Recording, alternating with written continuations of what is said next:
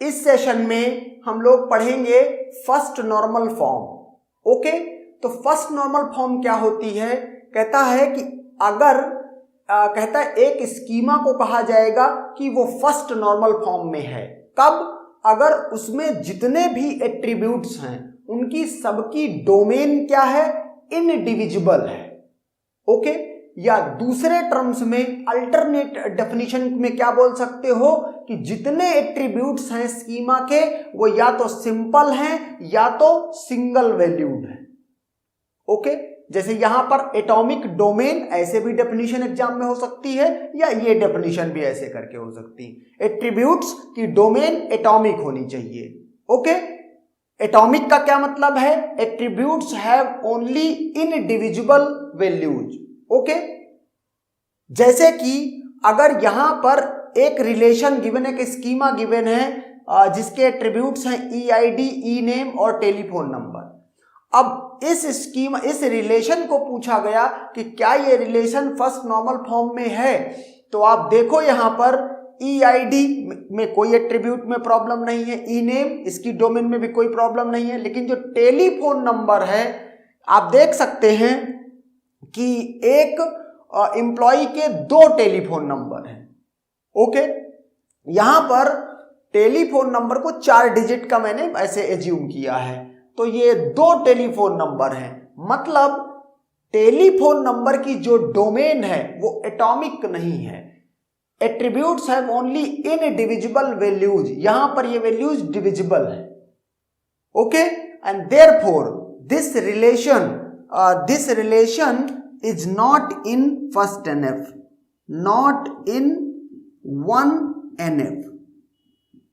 Okay, तो अब दूसरा, जैसे यहां पर कहा जा रहा है सिंपल और सिंगल वैल्यूड। इस सिंपल का मतलब क्या है? एट्रीब्यूट का। जैसे ER डायग्राम में आपने सिंपल एट्रीब्यूट की डेफिनेशन पढ़ी थी। ओके, कि ऐसा नहीं होना चाहिए कि वो एट्रीब्यूट और कॉलम्स में डिवाइड हो रहा है। जैसे कि अगर मैं एड्रेस की बात करूं, ओके, तो एड्रेस में क्या होता है? स्ट्रीट होता है। ओके, मीन्स आप ऐसे बात करें तो डिस्ट्रिक्ट होता है। ओके, स्टेट होता है, तो और डिवाइड हो रहा है एड्रेस और सब कॉलम्स में। ओके, तो कहता है ऐसा नहीं होना चाहिए, सिंपल एट्रीब्यूट होना चाहिए। जैसे EID है, ई-नेम भी आप नहीं कह सकते कि first name, last name, middle name, ऐसा नहीं है, सिंपल ई-नेम। इसको ई-नेम को सिंपल मान के कहा गया है। अगर सपोज करो इसका नाम होता लेट राजा सिंह, ओके, तो फर्स्ट नेम और लास्ट नेम सब यहीं पे रखा जाएगा।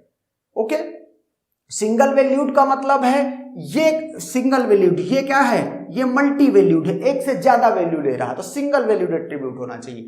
अब इसको हम क्या कर रहे हैं? फर्स्ट नॉर्मल फॉर्म में कन्वर्ट कर रहे हैं। ओके, फर्स्ट नॉर्मल फॉर्म में कन्वर्ट कर रहे हैं। क्या करेंगे? मैंने ये 2 टपल कोई प्रॉब्लम नहीं कर रही हैं, तो मैं ये इनको डायरेक्ट रख रहा हूं। ओके, यहां प्रॉब्लम है तो क्या करेंगे?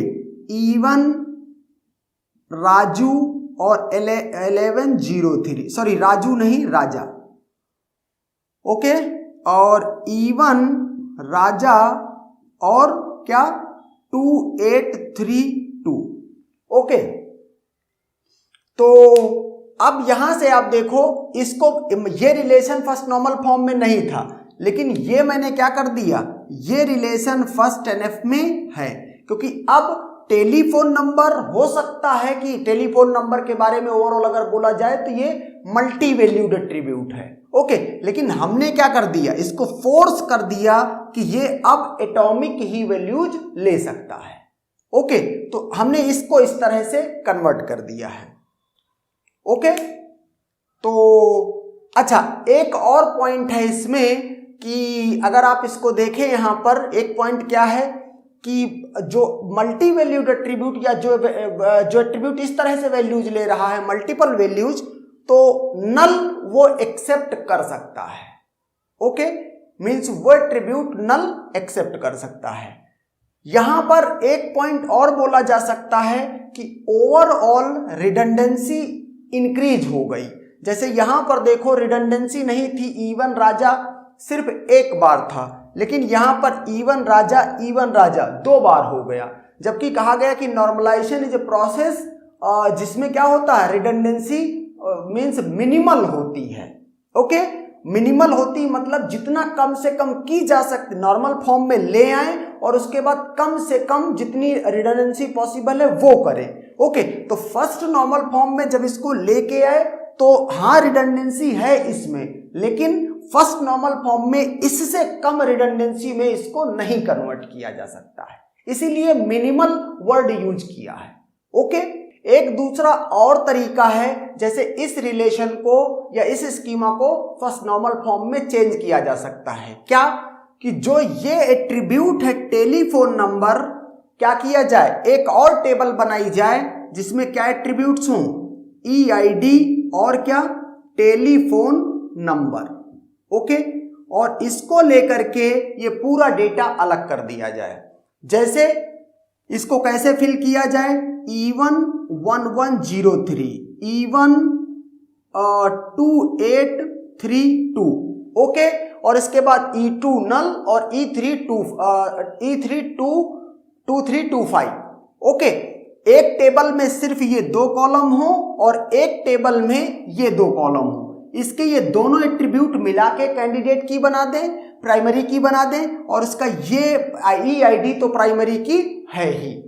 ओके, तो इस तरह से इंडिविजुअली जो ये टेबल होगी ये भी फर्स्ट NF में है और ये टेबल है ये भी फर्स्ट NF में है।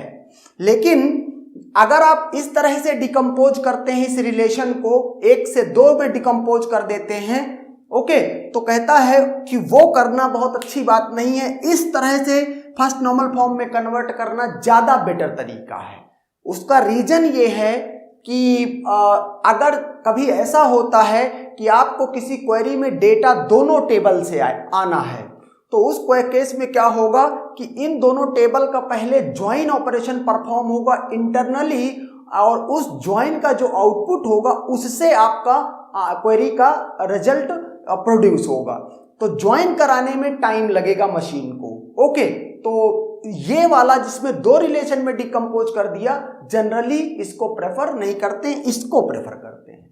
Okay, and that's